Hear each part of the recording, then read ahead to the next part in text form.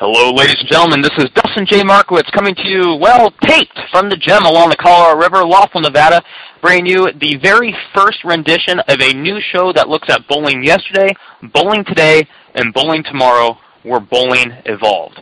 Joining me is my co-host and really one of the premier, not only premier left-handed bowlers, but premier bowlers of all time on the PBA Tour, multi-time Hall of Famer, millionaire on the PBA Tour, national champion. Please join me in welcoming Mr. Eric Forkel. Eric, thank you so much for being with us today. Dustin, it's great to be with you. Thanks, buddy. Well, Eric, on this first show, as we had discussed before off the air, we're looking to kind of show our listeners and bowling in general the evolution of bowling and where it's been, where it's going, and I think it'd be interesting to hear some of your thoughts on what the sport's been doing. Let me ask you right now, coming into 2012, we're halfway through the year. How do you think bowling's holding up? Well, I think they're trying to do some new things, especially with the women. They just had the women's first ever outdoor tournament a few weeks ago up in Reno. I believe it was the Women's U.S. Open, and it was quite the setting. I think they shot it at night, and it looked really cool. Unfortunately, the lane condition was extremely challenging, but they all had to play on it, and they did have a winner. They always used to say, if they put pins up in the parking lot, people will show up and bowl. And from the way those scores looked and the way they bowled, they might have been better off putting those pins up in the parking lot because those lanes were really challenging. And the women, as good as they are, they did a great job. And eventually somebody had to win, And Kelly won. She did a great job. Absolutely. Now, of course, for our listeners that might not know, you, of course, were a participant in the very first PBA outdoor event and won that event, as a matter of fact. Tell me, what were your experiences bowling at an outdoor event? Well, like I said, that was back in 1999, the New York experience in Bryant Park in New York City. It was quite an experience, obviously.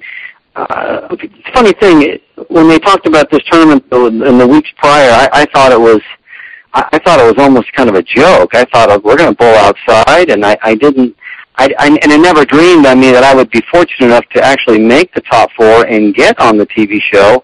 And once I made it, it's like, hey, this is cool. We're going to bowl outside. Most of the time, you cut the lawn outside, and the closest thing to bowling outside, I guess, would be throwing a bocce ball. But bowling outside is a completely different concept, and it was really cool. At first I thought it was kind of crazy, but when you actually get the chance to do it in that kind of a setting, it was really something. It was really special, something I'll never forget. Well, it's funny that you mentioned the being a special setting and whatnot. I know a lot of bowling purists would say that the game was never meant to be outside, that it's an indoor sport, et cetera, et cetera. Do you feel that is, the wrong way of thinking, or do you feel that there really is a merit to, doing more events outdoors? Well, yeah, I guess you could say if you're a real purist with baseball, they should never play baseball inside of a dome stadium. They should always play baseball outside. And, you see all the dome stadiums they have nowadays. And it's just a different way to showcase the sport or the game. And it was very unique, and it did create quite a little bit of a buzz, especially back then. And, it was something. It's something that since then, they've had 4 or 5 or 6 of them. They've had some more on the regular tour. They had some on the senior tour as well, down in the villages in Florida. And now the women finally got their shot at it. And, like I said, it was a beautiful environment for the women. Just they had to play on an atrocious condition due to the weather and all the wind and the dust and the dirt that got on the lane. It just made the lanes very, very challenging. And it was a shame because then you couldn't really see the women showcase their talents. Obviously, the scores they shot were nowhere near as good as what they shot during the week.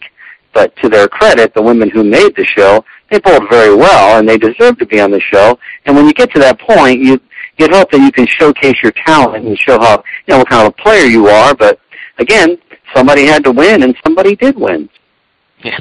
Well, I was going to say, Kelly Kulick ended up winning with a 170 game for a $40,000 check, which, of course, I agree with you. I think that's an incredible feat considering the circumstances. Now, unfortunately, and correct me if I'm wrong here, but I believe yourself and myself included, every bowler that's involved in the industry in some way is, we promote the game, we endorse the game.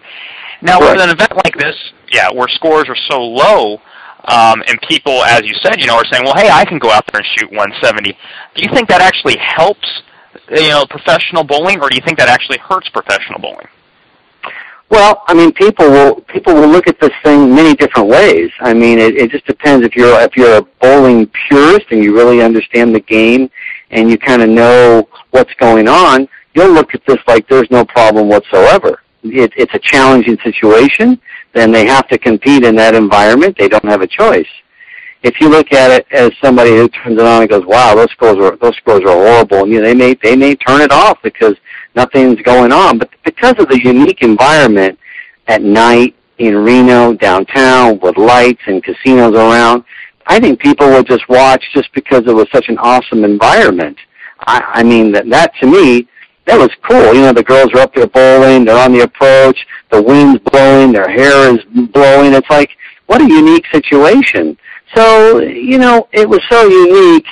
I don't think the scores, or the lousy scores, I should say, and then the tough environment, I don't think that took away from the entire show as much as it would, and say if it happened indoors in a normal environment. I think the theatrics of the whole show and the whole thing, I think that kind of superseded everything else. Well, I think it'll definitely go down as one of the most unique events in the history of professional bowling, if anything. Now, the question also has to come up as well, is this what's going to save professional bowling? Are these gimmick events what is going to draw people back in? Well, that's a great question. I don't know. I think, and like I've always kind of said in the past, I think if the dollars are there and the money is there, I think that's what will bring the people in. And, how do you get the money? Well, you have to attract the right kind of sponsors and get sponsors interested in wanting to do it, like in the past. I think it always boils down to dollars and cents, and that's what I feel. I think if the money's correct and there's an incentive for people to go do this, I believe they will. I know we have talked in the past, of course, about the economy and how that affects bowling and professional bowling as a game or as a sport. Have what you will. Looking ahead from this event, and not just necessarily the women's tour, but the men's tour as well, what is there to learn from this? I mean, I know that we have a lot of people will discuss, the concept of doing the World Series where they're doing all these events at one time.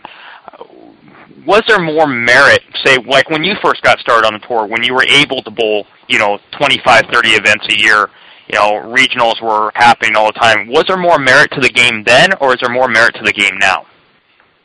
Well, I think you as a bowler, as a player, you want opportunity. And the more tournaments you get to play in, the more chances you have. The more irons in the fire, the odds are one of them are going to strike and get hot. No pun intended. The point is, you want a lot of opportunities. I want 25, 30 tournaments a year at least. I don't want 5, 10, or 15. If I'm a player and trying to bowl for a living, I want to have a lot of chances to make a living. The more chances you have, the better chances you have of catching a couple of really good weeks that'll give you a decent year. When you don't have a lot of opportunity, less opportunity, less chance. Less pieces of pie for you to eat. Back in the day, there was an abundance of tournaments, and even by the time I got out there was actually some less tournaments than in the past, but there were still between 25 and 28, 29 tournaments a year. I mean, and you add in all your regional play and other things, you have a pretty full ticket. What they're trying to do now, it appears to me, is they've got I think 18 to 20 tournaments next year on the tour, but half of those tournaments are over in Europe. They've hooked up with the World 10-Pin Bowling Association, the WTBA, I think it is, or WTB. They've hooked up with them. They've created a alliance. So now they've really turned it into an international flavor. But to me, the issue I see with that is if you live over here, you've got to travel to get to these all over Europe. I think that costs a fortune. Unless you got a great sponsor or what have you, I don't know how you get to those tournaments over there and be able to afford it. You know, before when the tour obviously was, when you had 25, 30, 35 stops in the United States, you either flew or you drove. It's kind of hard to drive to Europe. They don't have a freeway yet. They haven't built anything yet. It's the same thing like trying to drive to Hawaii. Not going to happen. So you got to fly. Well, you can only take so much on the equipment, and it costs a fortune. And that is talk about time zones and completely, jet lag and all the above. Hey, I think those guys, some of the guys may be used to it because they do a lot of traveling, but when I saw that, I thought that was a little peculiar.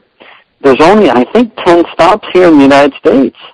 I believe that's all there is next year. I could be wrong, but I think half of the tournaments are overseas. And that's, if you're trying to make a living throwing a bowling ball, obviously you got to go.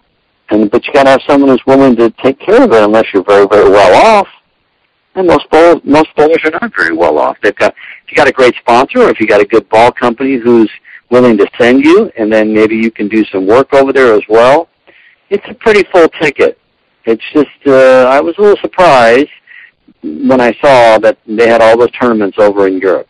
I thought that was kind of interesting. You bring up a few really interesting points. Now, correct me if I'm wrong, I believe you had 27 regional titles on top of your 5 national, correct? That would be correct, yes. Okay, so obviously you did a lot of bowling, locally and of course on the regional tour. You mentioned going across Europe and putting the tournaments over there. Do you think the PBA has hurt itself in a couple ways by putting the focus on international bowling and taking away from the local game? And do you also think that they've outpriced themselves on the regional level?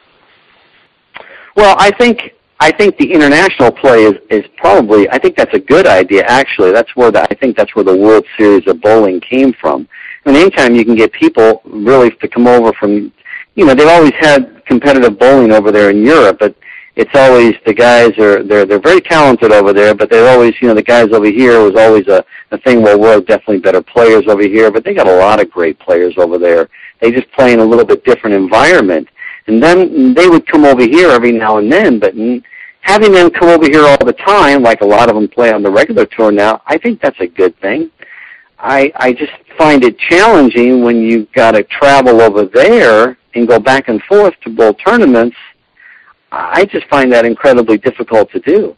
I personally, now maybe these other guys don't have a problem with it, but I can never even imagine that doing that kind of a thing, Obviously you gotta have a passport, that's for darn sure, and you better, gotta be able to maneuver your way around Europe because, or wherever you're gonna go. I think there's even some tournaments in Kuwait or maybe Qatar, so obviously there's tournaments in the Middle East. I mean, that's another interesting place to go make a living throwing a bowling ball.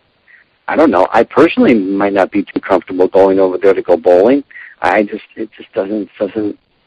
would not, I don't know, it seems very challenging to go do, but a lot of guys do it, and they're used to doing it. Things have changed a lot, since I've been away from the tour, the structure of it and what have you. I don't know if it's for better or for worse. They're just trying to figure out a new direction. I'd like to hope and think it's for better, but I don't know. The jury's still out on this new way because, honestly, they've never done anything like this before. We used to go to Japan for the Japan Cup for certain events over there, but that was a once-a-year shot, and they've had a couple tournaments in Europe through the years, but never the way they're promoting it for next season. I've never seen that. Let me ask you this question, and again, this is kind of goes back to the financial part of it. You look at a regional event, for example, and of course there's a lot of money going into these international events, and we both know that. But you go out to a regional event, and I know as an amateur you're spending about $300 to go bowl, and you can win a prize of $1,200, $1,500. Do you think that a lot of bowlers today that are of quote unquote a professional level are better off bowling these amateur events as opposed to a professional event because of the payouts? Well, here's the deal. Let's talk about the region. I always, it's funny. I always looked at. I always would look at the regionals. A lot of what they call weekend warriors would go bowl on the weekends. They had jobs during the week, and then they would go play on the weekend. It gave them something to do. Back when I was bowling for a living, when the tour was off, a lot of the guys on tour, they would go start bowling within their region. And of course, when those guys show up at the regionals, it becomes like a mini tour event. You got a lot of good players. It's definitely more challenging, and the money is what it is, but it makes it more difficult to get it because you got really good players. The prize funds in the region, it depends on what region you're in. They have some regionals back in the Southwest and even back east, where they pay $3,000-4,000 on top. They have a few more entries than they do out on the West Coast, but actually it's decent. So it's not bad. But out here on the West Coast, most of the regionals pay between $2,000 and maybe $2,500. Every now and then you'll see one at $3,000, but most of the time they're between $2,000 and $2,500. I guess sometimes they're a little less. And your expense depends on how far you have to travel. You're looking between $300 to $500 to get there. So you're looking at finishing in the top 8 to maybe break even or get ahead. No small, no easy way there. So it's really, really competitive, and unfortunately the pie is really small, and sadly the regional program has diminished quite a bit. It's not quite what it used to be. They're trying to bring it back again, but it's they keep coming up with these different concepts to try to lure the guys to come play, but unfortunately the dollars, it costs dollars to get there. That kind of leads into my next question, too, and kind of an interesting topic. I know there's a lot of bowlers that are going to be listening, and I'm sure that they've had a chance to sit down and talk to you. They'd say, Eric, I want to go on tour. I want to make money. What would you tell a bowler that said that I want to make money bowling? Well, most people would probably look at them and go, it's very, very difficult because, like I said, you've got so many great players out there from not only this country but from international, a lot of great players. Again, the pie is smaller, but the competition is greater, so it has become more difficult. But, when you're a bowler, or especially a good player, that's the final frontier. That's the one you want to conquer. That's why the bowlers from Europe, they come over to the United States to bowl on the PBA Tour here because that's where you prove yourself. You can be a great bowler over there in Europe, and that's nice, but they always want to come over here to the United States and try to be one of the best. So it's the proving ground. That's where legends are made from, I believe.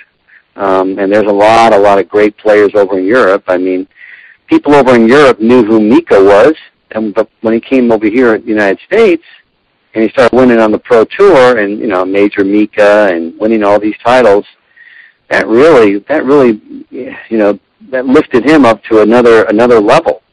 I mean, he was great over there, but after winning over here and beating up the guys over here just as well, now he's in a different category. He's in a higher category of respect and everything else, I guess you could call it. So there is something to be said for competing on the Pro Tour. I don't know if it's quite what it used to be, but it's definitely as competitive, if not even more competitive than what it used to be. It might actually be harder than what it used to be, just for all the reasons I just said. I'm just thinking of a couple of guys like Rudy Rebs. Remember Rudy Rebs? How could I ever forget Rudy Rebs? Yeah. Nobody. I mean, he was a great amateur. He was terrific in the roller tournaments, and he had, big action player. And they always used to say he will never be anything spectacular until he makes it out on the Pro Tour. Well, he finally took his shots out there, and as a matter of fact, on that outdoor tournament, he was one of the guys on that show. Rudy was on that show, and that's right. And that was really kind of cool because he was from that area, and there was a big to-do about him being on there. And he was in a good streak about that time. He was bowling well. That was back in the late 90s. And he was out there for a bunch of years, but he never quite, I think he made 2 or 3 shows, I believe. I could be wrong, but he might have had 1 second-place finish. but he never won out there. And they always said, well, he's a good amateur player, and he never could make it on the pro tour. But he was pretty amazing what he could do with a bowling ball. But once resin got started out there, and everybody had those resin balls, and took a little bit away from his advantage, because before the resin, he was unbelievable, especially in the amateur ranks. But at that point, he didn't try the tour. He tried the tour way after resin was already out there, and all that hand he put into the ball, it didn't give him the great advantage that he had earlier, prior to that, when he could, do stuff to that ball that nobody could even dream about. He was amazing. He was terrific at what he did. But he was in bowling pot games or bowling matches and home away matches on really challenging house shots. That's a completely different environment than traveling the tour, bowling on tour environment, tour conditions, week to week. It's two different worlds. It's completely different. Yeah, that kind of, again, that's always interesting when you think about the amateur players. You look at some of these guys out there on the amateur circuit that, really are some just tremendous players. I know one from the California area, I believe, is in the Midwest now, like Pharoah Williams. I'm sure you're familiar with Pharoah. Yeah, he used to be. As a matter of fact, I knew he was out of California. He was a junior bowler in California, and I got a good story about him. I met him years ago when I was in California. They asked me to go to the Los Angeles Junior All-Stars year-end banquet. They needed a guest speaker, and they asked me, and I said, sure, why not? I used to bowl in that way back in the day. Anyways, I showed up for this dinner, and he was there. And at that time, he was the hotshot junior bowler. He was, spectacular. He could rev the ball like you couldn't imagine. He had more revs than you'll ever know. Just unbelievable how much he put on the ball. And he was the big guy, and he was very confident in himself. And it got to a point in the program where they asked, I got up there, and I just told a little bit about, my past of bowling in the Junior All-Stars, etc. And then there was kind of a question and answer time, and I had just made a show maybe a month or so prior to that, and I believe something came up in the 10th frame or the 9th frame. I missed a spare, and that spare kind of cost me the tournament or the title. And of course, he had to bring that up, to get a rise out of me. So he had to give me a shot with that. So we had a little dueling going on, him and I. And I said to myself, this guy's really got a lot of nuts to say something like that. He's got a lot of, he's got a lot of cojones to give me grief. He's jabbing me, and he's just basically a junior bowler. But, he was a big guy for his age. He didn't look like a junior bowler, and I know he didn't really bowl like a junior bowler. He looked like a grown-up. But he had an attitude back then, and I would see him every now and then after that, and he would always give me a little shot, and I'd give him one, and he would always say, one day I'm going to be out there kicking your butt. I said, you know what?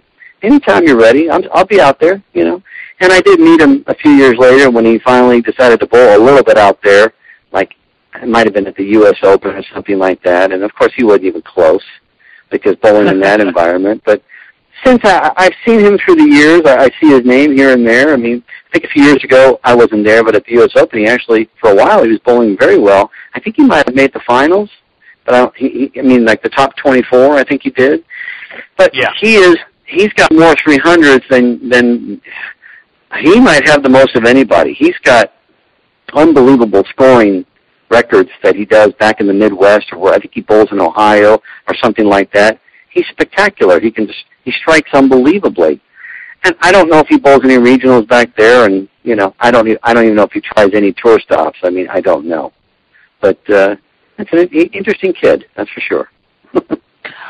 It's funny. I had a chance to bowl with Pharoah. I bowled at an event in Vegas. The Oklahoma City Bowler Association does that Las Vegas Team USA tournament. I don't know if you're familiar with that, but had a chance. I bowled out a few years out of a couple teams here in Laughlin, and one year I go up there, and of course, any bowler knows that if you go bowl a tournament, you got to get all the side action no matter what. It's just how it works, So got into a bunch of scratch brackets, and of course, who do I get matched up with? Out of 10 scratch brackets, I think I had Pharoah in like 8 of my scratch brackets, and of course, Pharoah there you go.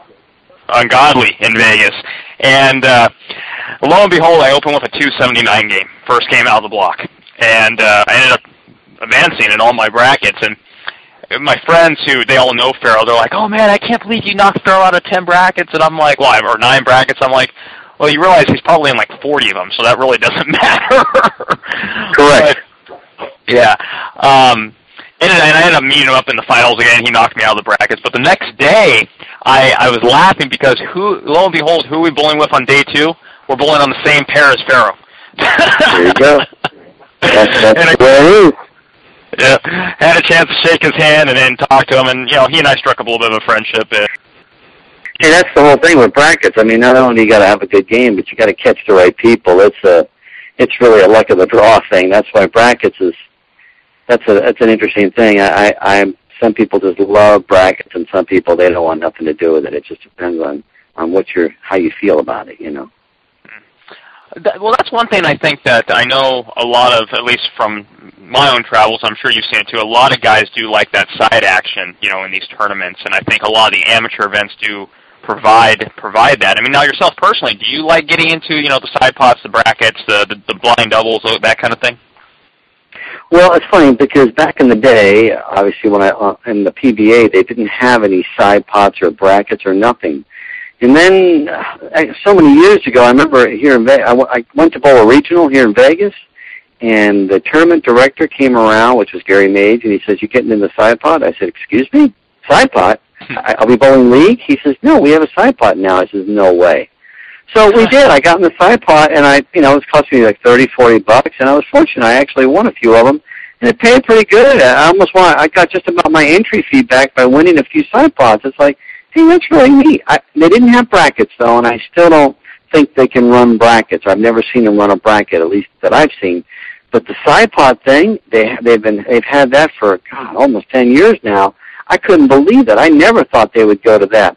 It's just another way for them to create a little more, maybe some revenue. I mean, I'm sure they take a little bit out of it. So it's just another way to have the bowlers put up some money. That's what these amateur tournaments, you can get into all kinds of action. That's what they bank on. I was just going to say, too, it's amazing. You go to, like, some of these high roller events or eliminator events, and you see more money in the side stuff than you do in the main tournament. It's incredible. Yeah, that's where, and like I said, that's the draw, and that's what they built those things on. And they're not quite what they used to be, unfortunately, because like everything else, nothing is what it used to be, whether it's the Pro Tour or whether it's all the roller tournaments. I mean, they still have them, but you don't see that $100,000 on top anymore, or $80,000 in these roller tournaments. I think those days are over, unfortunately, because that was the big draw. Because anybody can meet anybody in a one-game match, and you put up $1,000 or whatever the entry is, and you take your chances. But back then, they used to play for $100,000, or some of them I think was $200,000. They had some unbelievable things you could win. I don't see anything like that anymore. Yeah. Well, let's go into one final topic here as we're rounding out our time frame tonight. As we're talking about tournaments, obviously, you've bowled quite a few in your career, not just on the PBA, I'm sure, but on the amateur circuit as well. Sure. The different things. I know you used to bowl, or still do bowl the West Coast Bowlers Tour and stuff such as that nature. What kind of tournament to you, and again, your opinion, do you think is the best draw? What tournament generates the most interest? You mean draw as in the amount of entries? Yeah, and not necessarily money either. Let me clarify that. If you had an even amount of money across the board, I mean, do you think it'd be something like a doubles event? Do you think a double elimination event, a single elimination event, or a 10-game or 20-game? Or what is it that people want to bowl?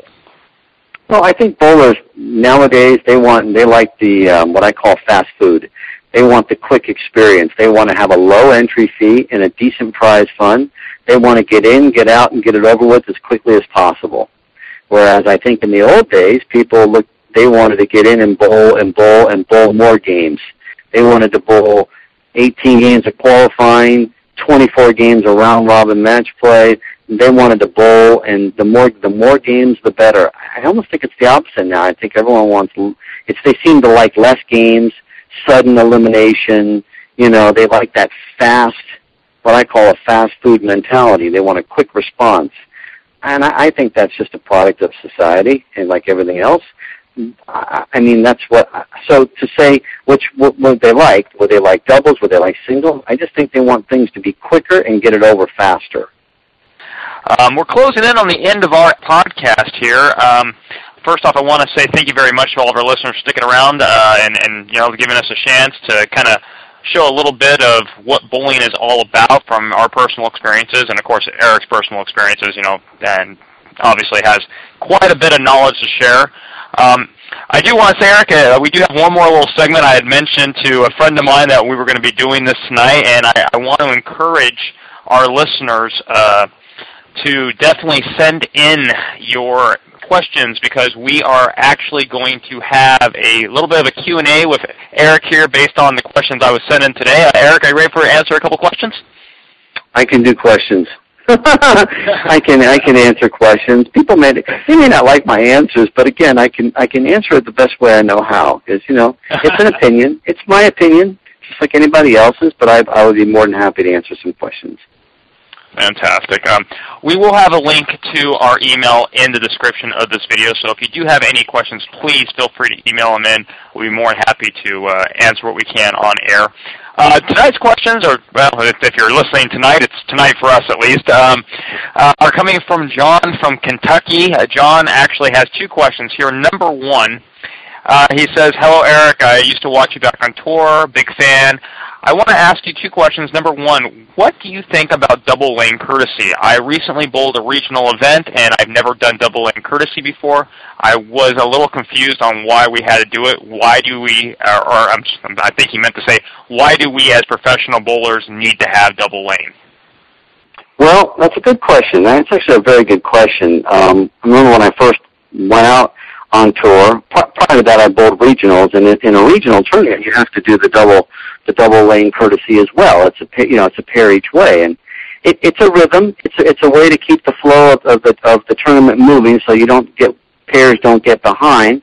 But it's just to me, I always thought it was a way that they showcase a player or to make it more professional.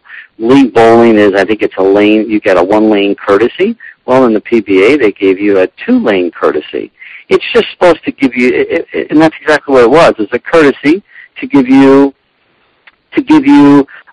a more time where people maybe want to watch, let's say, and you kind of stick out. And the double jumping and jumping up on other players, like certain players. I mean, back in the day, they'd get really angry at you and they'd call you over. I mean, I remember when I first went out on tour, young and nervous, and I double jumped some of the really good players, and some of them would yell at me, some of them would call me over nicely, so I've been through that whole thing. I just think that's the way it was set up. I don't know the exact reason why, but I just think it was more of a professional environment, and they wanted to separate themselves from just the regular league bowlers. They wanted to feel, I guess you could say, more elite, so they had their own little format, and I think that's what, I'm sure there's another answer to this that I don't know, but that'd be the best thing that's how I would look at it. I guess from my own personal perspective as well, or I would ask this, what's your opinion as far as you personally? Do you prefer double lane or do you like single lane?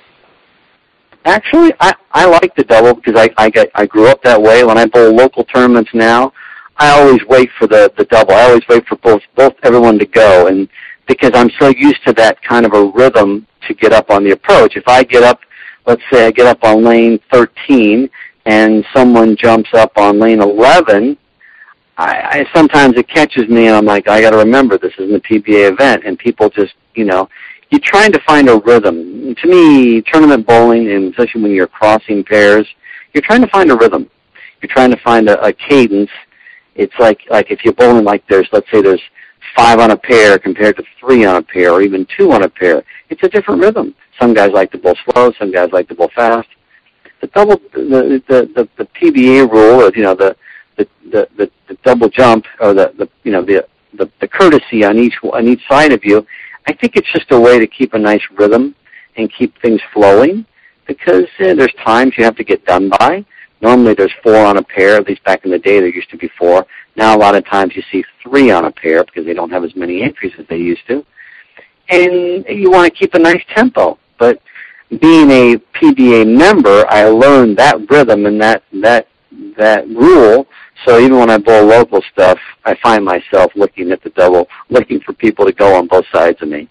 And sometimes I think it might mess things up for some of the local players, but I think they already know that's kind of the way, that's just the way that I do it. And I think you get used to it and you follow along. Gotcha. His second question here, and this is actually a very interesting question as well. He says, I want to know what kind of equipment to take with me to a PBA event. He says, I generally throw, I guess I can name, he goes into different brand names, but basically he's naming about 4 or 5 different balls here. What is the best route to go when I travel to a tournament?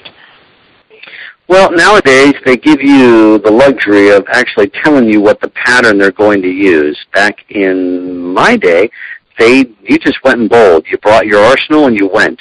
And when you got there, you bowled a practice session, and that's what you're going to bowl on. Nowadays, they have the different patterns, so they usually put those patterns up a month or so in advance. So you have an idea. You can look up and see what the oil distance is, and maybe you can find out what surface you're going to bowl on. There's so many more variables now than what there used to be. I actually think it's harder. I think it's harder because the equipment is greater. The equipment has become more important than the player, which I think should be the other way around. But most of the time, you better have the right piece in your hand or you're just not going to compete, even if you're throwing the ball well. So to say what you should bring, that's a wide open question. It depends on what pattern. It depends on the length. Depends on the volume. Depends on the surface. You've got to kind of give yourself an arsenal, to me, that gives you stuff in the middle. You get your nice, what I call a benchmark ball. Every company's got their own benchmark ball. Give yourself a benchmark ball. Put some balls above it, meaning stronger, flaring, hooking balls, and put some balls below it, meaning balls that flare less and that, balls that don't hook as much. That way you've got more clubs in the bag, so to speak. Maybe you go to a tournament 8 to 10 balls. Some bowlers go to a tournament with 16 bowling balls. But, this depends on what you can afford. But I think 8 to 10 balls, and one of them being your spare ball, something that goes dead straight, I think that should be more than enough. I mean, I do. Yeah, one little comment here at the bottom, and I was kind of chuckling to myself. I will give a shout-out to Above180.com because they actually featured an interview between Eric and I several months ago. He writes here on the bottom, he says, by the way, tell Eric it's a sport, it's not a game. Well, it just depends. Some people, you're right. I mean, some people like to call bowling a sport. Some people, I always like to call it a game because, and I think I've told you the reason why. And I love basketball. I know basketball is a sport. And you look at those guys, they look like great athletes. You look at a lot of bowlers, they don't look like great athletes. Now, they have gotten better through the years. They just have. So it just depends on how you define a great athlete or the sport of. A lot of people want to make sure we discuss this as a sport of bowling, and probably to make it move forward we should, but, the basket in basketball is always 10 feet high. No matter where they go and play, it's always 10 feet. So, in other words, if you're a great free throw shooter, you can be a great free throw shooter in Las Vegas or in Beijing or in Saudi Arabia because that basket's going to be 10 feet tall and the free throw line is going to be 15 feet away. You can perfect your skills to do that. In bowling, it's different. Things change from pair to pair, lane to lane, house to house. There's so many variables that I don't know. I think and it can be manipulated by a human being. It can be adjusted. They can make one side of the lane play better than the other. They can make one style be better than the other. They can eliminate a part of the lane. They can open up a part of the lane. There's just so many things that go on. In the other sports, there's some variables, but I think nowhere near as much as, say, in bowling or maybe even golf. And I guess you can consider golf a sport. I guess you can, so maybe you should call bowling a sport. But I just think it's a really challenging game. And maybe if everyone looked a certain way, you didn't see guys slugging beers, smoking cigarettes. It's not as bad as it used to be, but it's still very much around. maybe people would give it a different respect, and maybe they would call it more of a sport than a game. I think bowling is a very, very difficult game. And I think at times it feels like it's a sport, but most of the time I feel like it's a very challenging game. But again, it just depends on how you want to describe it. Probably what we should all do is call it a sport, and that way a lot of people wouldn't get upset with us. But, I mean, you know, I'm sure the USBC would love to have us calling this a sport because that would help promote their sport bowling. But I still look at it as a very difficult, challenging game because that's how I like to look at it. Oh, maybe I'm wrong, but that's how I choose to look at it. Everyone wants to look at it differently. Yeah. What's that? Controversy breeds ratings. Controversy breeds ratings. I guess so. I mean, you know, I want to, and you know, I'd like to. I guess if I could say, you know, it is a sport, but you know, if it was a sport, then how come it's not in the Olympics? You know, I mean, why isn't it an Olympic sport? It's not even an Olympic game. You know, I mean, I just think these are the questions that I find so strange. If you want to look at it as a sport, but then again, they got badminton. They consider that a sport. I guess you got to be in decent shape to do that, or you've got to be some sort of an athlete to do that. And I guess they don't think in bowling you have any athletes because they don't put it in the Olympics. And I thought all Olympic sports for athletes. They talk about our athletes who go to the Olympics. Well, bowling's not there, so I guess we're not. In their eye, we're not a sport. We must be a game. I don't know. It just depends. Well, it is. It depends if you talk who you want to talk to. If you talk to people at the USBC, like Team USA people, all those people there, they definitely look at it as a sport. Because if they didn't, they wouldn't have a job. You know, these coaches and these people, they wouldn't have a job. They would just be, you know, they've got to make it something special. You know, they have to make crossing the street a parade. It's not just crossing the street. It's a parade. You've got to give it that credibility if you believe in it. I look at it as a very difficult game. That's what I go with. Now, that's just my opinion, but that's the way I look at it. So, I hate to upset anyone, but that's just kind of the way I've always looked at it that way. Well, definitely, that's what we're here for, is to get some opinions from someone that has been out on tour, has seen the game of bowling. Obviously, I would say that, you know, between your knowledge and, of course, you know, the people that you and I have both interacted with, I think there's definitely some opinions that we could formulate that someone else might not be able to. But, you know, again, that's definitely for the future as well. And I do want to mention again to all of our listeners, please send in your questions, your comments, your ideas, your topics. I'd be more than happy to address them on air. I know Eric would be more than happy to answer any questions you have about the tour, about bowling in general. We'll do our best to get as many as we can out here. Eric, any final words for our audience before we sign this off here? Well, what I would say this, I would love to have to come up with a different opinion on this. If people can get me to believe that this is a sport, it is a sport, I'll be glad to change my mind on it. But everything kind of that I have, for all the reasons I mentioned, I look at it as a really challenging game, and it is definitely not an easy game. It is a easy game to play, but a very hard game to master. And there's only X amount of masters out there, but it is really hard to master. It's because, like I said, when you think you got it, you don't. And that's the environment is changing all the time, and so things are just, it's just crazy. But I think the better shape you're in, physically, if you can get yourself in great shape, like say an Amuleto Monticelli at 51 years old, he's in better shape than most 20-year-olds, and I think he throws the ball better now than he ever did. He's fantastic to watch bowl. If you get a chance to watch him bowl at this point in his career, he's fantastic, and because he's in great physical shape. He's a true athlete, and to him, this is definitely a sport. This is not a game to him because he treats it like a true athlete. He trains, he works out, He's in great physical condition. And you know what? To him, this is a sport. But then again, you can look at some other guys who the only thing they lift is a donut. To them, this is just something that they'll do.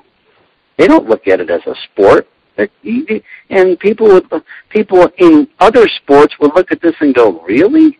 That guy is a professional? Really? You're kidding. I see him smoking. I see him eating hot dogs and all kinds of bad stuff. And he doesn't even train. He can't even look like an athlete. That's the stigma. That's the problem. But hey, by the time we're done with all this, I may look at it a different way. Maybe I'll go, hey, you know what? It is a sport. But right now, I'm going to stick to my guns.